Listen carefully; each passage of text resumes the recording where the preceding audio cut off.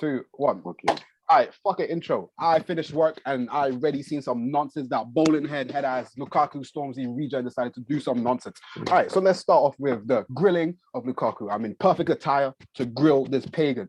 So first off, we'll start off with Mr. Romelu Lukaku. At the start of the season, he wasn't my first choice striker. He wasn't my second choice striker.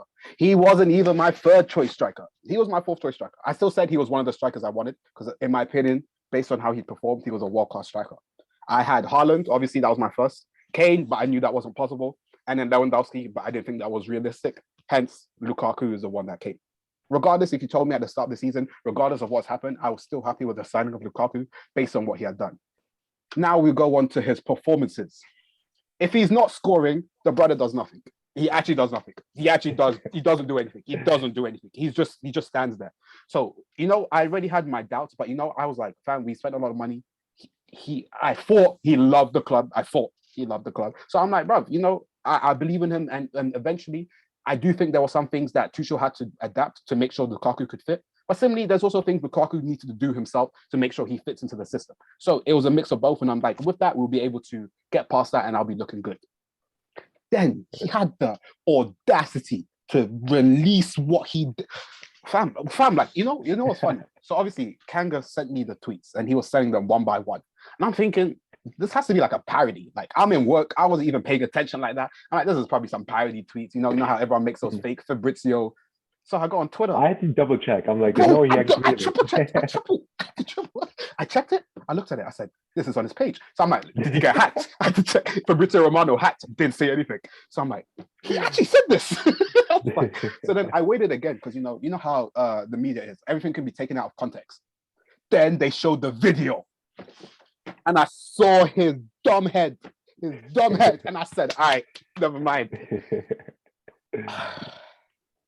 It's just the fact that whatever his comments, whether you agree with the comments saying they're right or wrong, the fact that he had to say this publicly shows he either has low IQ, player power is way too strong in football, and this could either cause Tuchel to get sacked or what I want to happen, Lukaku will get frozen out of the squad and never touch the pitch ever again because I don't want to see his head again. If I see him, I'm actually turning off the TV because it's a dickhead thing. Like, why is he playing? There should be no reason he's playing because there's actually no way my man publicly came out to call out the whole thing. It's not like we just won the Champions League a couple months ago and you were sitting there playing your Scudetto football with Inter Milan and now you're gassed. Like, listen, Conte made a fair point saying we weren't using Lukaku right. And I agree with that. I do think there was definitely some things, and that is very fair, valid criticism. But you don't go in public and say that out. You talk with Tuchel like a man and you sort your problems and then you try and fix them.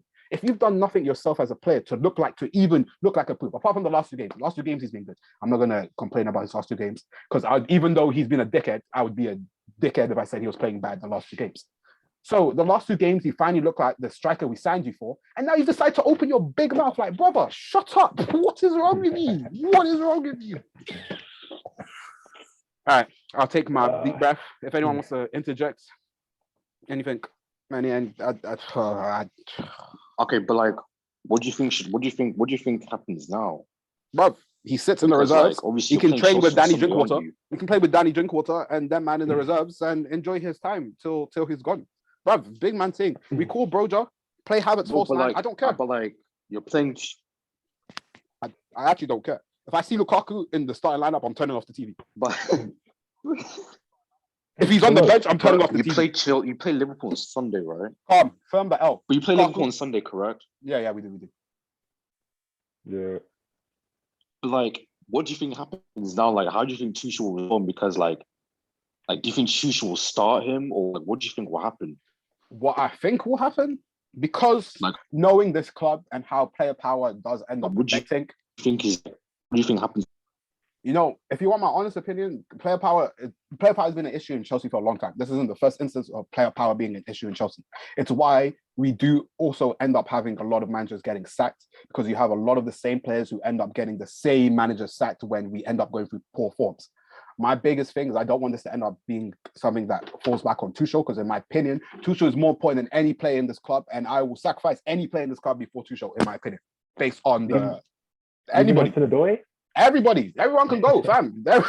Like, listen, I rate players But at the end of the day, in my opinion, the manager is more important than any of the players. We've seen what these players have done over the period. So there's no like new slate or something we should be expecting. They can improve because a lot of them are young. And that's where the biggest, like thing or like, I don't know the word I'm trying to think of, my head's blank. But anyway, that's the biggest like thing that we're looking for. Like, oh, they can improve because they're young, whatever. But a horse is a horse, fam. So if it's like 2-3 years and these mans aren't making any improvements, then it's more a reflection of the players, in my opinion.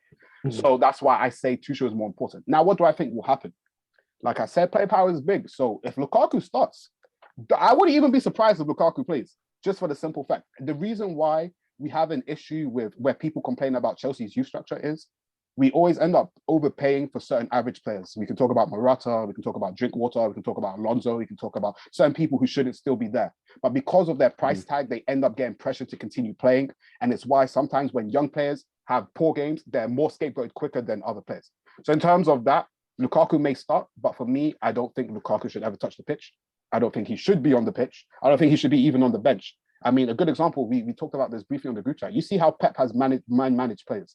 If there's any disagreement or thing, they're gone. It doesn't matter who you are. I remember I used to be upset with the Sane situation because I thought Sane was a cold player.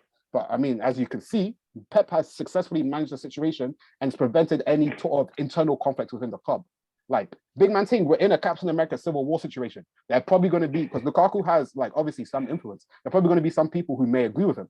And there's going to be a lot of people who don't agree with him. So all he's done is create even more problems in a month where we've had enough problems as it is. So, yeah. But what do you think about the thing about apparently it was recorded like 3 weeks ago and then it just got released today or so? Why did you record it? It's still, to me, I don't get why you're recording that. If that's your sentiment and that's how you feel, you can talk that with Tuchel. No, we don't need to know that. Like, big man thing. Listen, I like when players are honest, but fam, shut your mouth, bro. You don't have to be like this honest, bro. And the worst part is, but even so, like, bro. No, like, even Kami, you can attest to this. He's done this multiple times. He's done this at United. He's called out Pogba. He's called out other people. No, of course, he did this at United as well. He did it at United as well. And on top of that, like 3 weeks ago, he wasn't even fit. He wasn't fit. He wasn't playing good. And he wasn't even in the starting lineup. So wasn't even fit.